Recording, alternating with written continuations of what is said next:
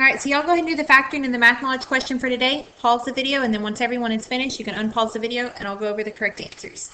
So for this factoring, you're going to start by removing the 2 and multiplying it by the 12. You'll have x squared minus 5x minus 24. Make sure you replace it, and when you factor, you're going to have negative 8 and plus 3. This first one will divide by 2, so you're going to have x minus 4 and then 2x plus 3. And so this would be your answer. All right, for the math knowledge question, we've got 2 fractions inside of our big fraction. So we're going to add 6 and 1/3. So 6 plus 1/3 is going to be 19 over 3. And then 1 and 1/6 is going to be 7 over 6. And then whenever you are dividing fractions, you can take the second one and multiply by the reciprocal of it. So 19 over 3 times 6 over 7. Before I multiply, I'm going to check. 19 and 7 don't have anything they'll reduce by, but the 3 and the 6, this will reduce to a 1, and this will reduce to a 2. And so 19 times 2 is 38, and 1 times 7 is 7. So our answer would be D there.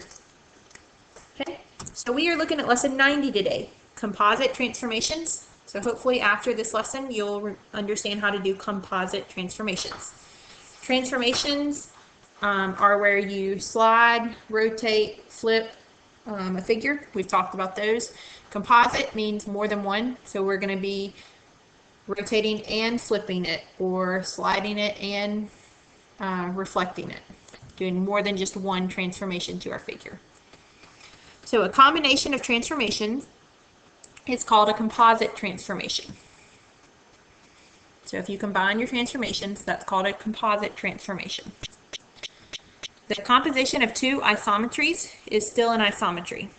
So our transformations have all been isometries except for dilations, but all the other ones have been isometries. So when we do 2 isometries, we still have an isometry. So that means that our original figure, after all of the composite transformations, we still have a figure that's congruent to the original one. So a glide reflection, it is a composition of a translation and a reflection across a line that is parallel to the translation vector. So it combines a translation and a reflection. It glides it and reflects it. So it's called a glide reflection. So we're going to reflect this parallelogram A, B, C, D across the line Q, and then we're going to translate it along vector H. So the way that you're going to do that, we're going to reflect A, and we're going to make A prime here. And we're going to reflect B.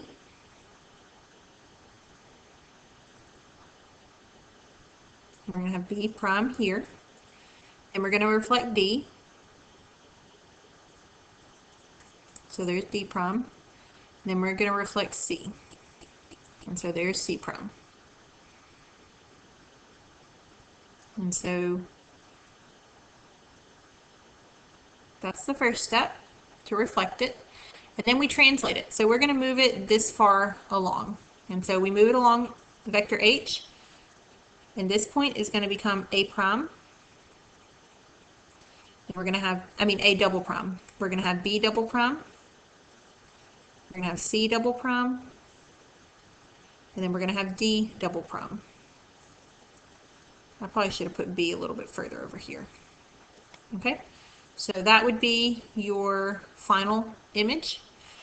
This is A prime of A prime, so that's why it's A double prime.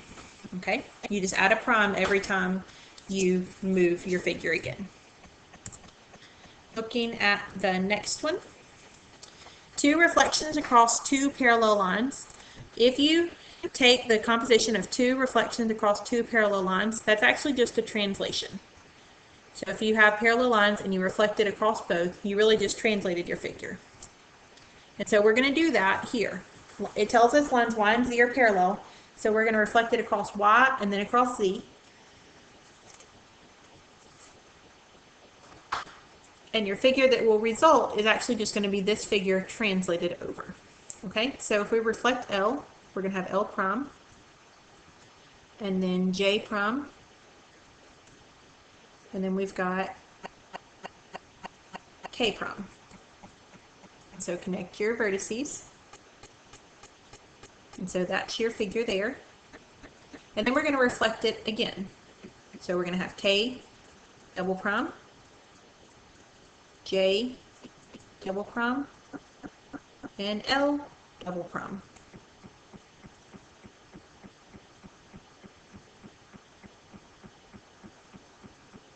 Okay, and so there is your triangle. And so do you see how it's just basically a translation of the original figure?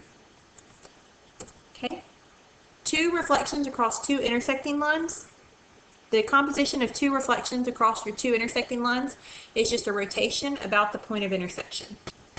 And it says that the angle of rotation is twice the angle formed by the intersection of the two lines, which we don't usually deal a lot with the angle. We just go ahead and do the reflections, and we notice that it does just rotate it.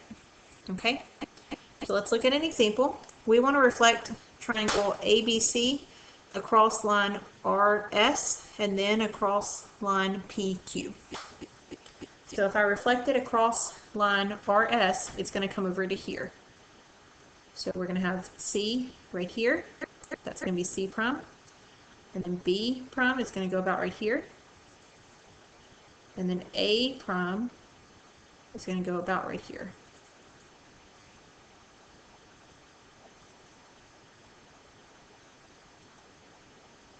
And so there's my triangle. And then I need to rotate it across the line PQ. So my C is going to become C double prime. And then my A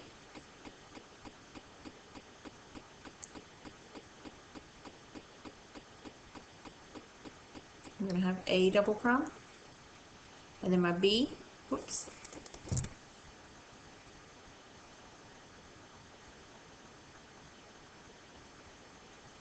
I've got B double prime. I didn't put B quite above it. Let's try again. Should go about right there. And so then if you connect these, you're going to have your figure. And if you notice, this is just basically a rotation of that figure. I just rotated it that direction. Okay, so that's how those work. Now we're going to look at this one. We are going to perform transformations on the parallelogram in the following order. We're going to reflect across the vertical line. We're going to rotate 90 degrees clockwise, and then again 90 degrees clockwise. We're going to reflect across the horizontal line, and it wants to know what's the result. Alrighty, so reflect across the vertical line. A vertical line looks like this. And so if we reflect it, we're going to have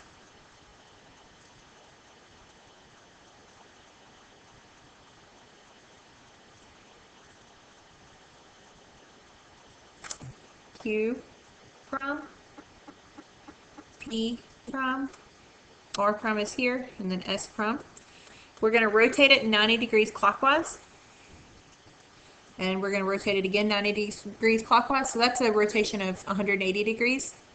So if I turn this 180 degrees, it's going to end up looking like this. But the vertices are going to be moved. So S double prime is going to end up here. This is going to be R double prime. This one's going to be Q double prime. And this one's going to be P double prime. And then we reflect it across the horizontal line. So I'm going to do my horizontal line here. And so if we reflect that,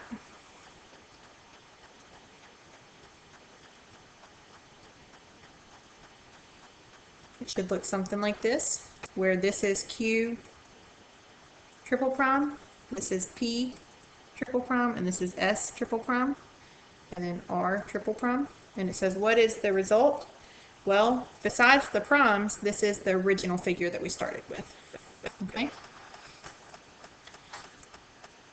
So that would be how you would do that one. Now on this one, we're going to reflect across the vertical line. We're going to rotate 90 degrees clockwise. We're going to reflect across the horizontal line, and then we're going to rotate 90 degrees clockwise again.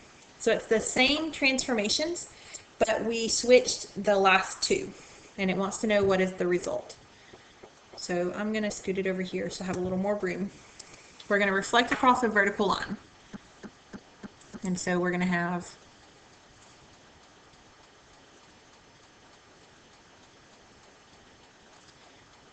Q prime, P prime, R prime, and S prime. If we rotate it 90 degrees clockwise, that's going to turn it this direction. So it's going to look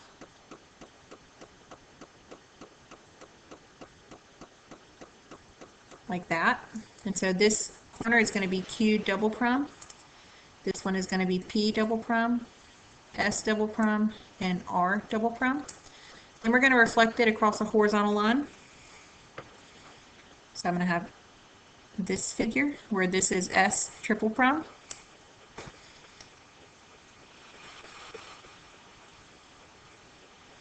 This is going to be P triple prime, Q triple prime, and R triple prime. And then we want to rotate it another 90 degrees. So that's going to be turning it this way. So it's going to end up looking like this. And so my R is going to get moved up to here. So I have R quadruple prime, S quadruple prime, P quadruple prime, and Q quadruple prime. So what is the result? Well, it's a parallelogram, but it's in the same shape as this original one, but the vertices don't match up. Okay, so do y'all see how those work? The order that you do the transformation, that does make a difference. Alrighty, so y'all try these practice problems and then unpause the videos and see if you did them correctly. So we're going to reflect the square over the dashed line. So our square is going to end up over here. This is D prime, C prime, B prime, and A prime. And then we're going to translate it this direction. So it's just going to get, we're just going to slide it over. We're going to have D double prime, C double prime, B double prime, and A double prime. Okay. I'm going to move these up a little bit so we can read what the next one says. Now it says reflect the figure across line M and then across line N. Well, line M and N are parallel, so our final image should look very similar to this one. But let's check and make sure. T is going to go right here, so T prime, and then R prime, and then we have S prime. And so we've got that little thing there, and then we reflect it again, and so we're going to have S double prime, we have R double prime, and then we have T double prime. And so if you notice, your original figure and your final image look very similar. Okay, looking at this one, try it, and then you can unpause the video and check and see what yours looks like compared to mine. We're going to go across line PQ. So there's C prime.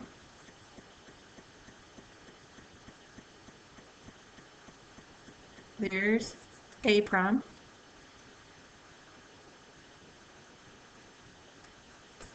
And there's B prime.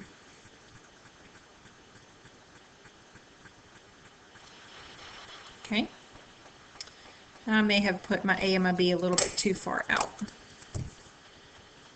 Let me push them just a little bit closer in.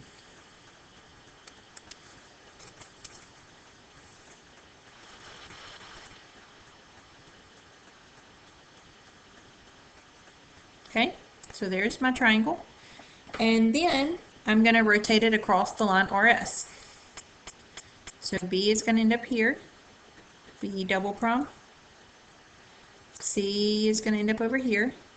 C double prime. And then A ends up over here. A double prime. And so then you just connect your vertices. And so there's your triangle. Okay, so that's how that works. Looking at D, we want to translate it right, reflect across the horizontal line, translate to the right, and reflect across the horizontal line. Okay, so y'all go ahead and try that one, and then unpause the video, and I'll go over how to do it for you. Gonna need more room, and I'm gonna make it a little bit smaller.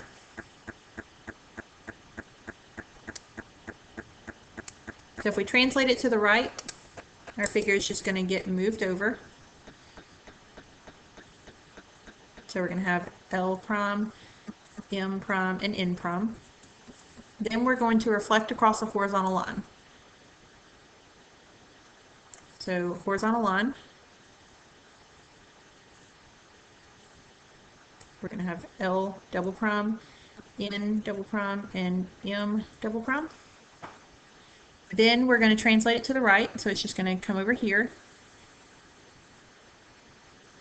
So L 1 2 3, N 1 2 3, and then M 1 2 3. And then we reflect it again across the horizontal line. So I'm going to reflect it up. You can reflect it down, you'll get the same image. I'm just doing it up here. And so I have L quadruple prime, M quadruple prime, and N quadruple prime. And so our final image actually looks the same as what we started with. Okay? Now looking at the last practice problem. To create a new logo, a designer reflects the letter T across line H and then reflects it across line J. What single transformation could move T from the starting point to the final point? Well, whenever you have two lines that intersect, you can base it, and you reflect it across both, you can basically just rotate it, and the rotation is going to be double that angle, and that angle of rotation is 110, so double that, and you would have 220. So you would do a rotation of 220 degrees, and that would be the same thing as reflecting it across the two lines. Okay, so looking at the challenge question, when performing a transformation that is a composite of several of the same type of transformation, so a translation, reflection, rotation, or dilation, does the order in which the transformations are performed matter? If they are all the same type, the order does not matter. Okay? So if they're all of the same type, then the order doesn't matter. You can translate them all and then reflect them all, or rotate or dilate. It doesn't matter the order. But whenever you start mixing them, that's when the order matters.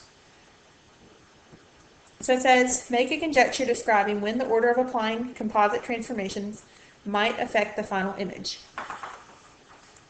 So the order matters when you compose different types of transformations. So if you mix your transformations, that's when the order matters. Okay? So your homework is 1 through 30. You need to make sure to do that tonight so we can go over any questions you have tomorrow.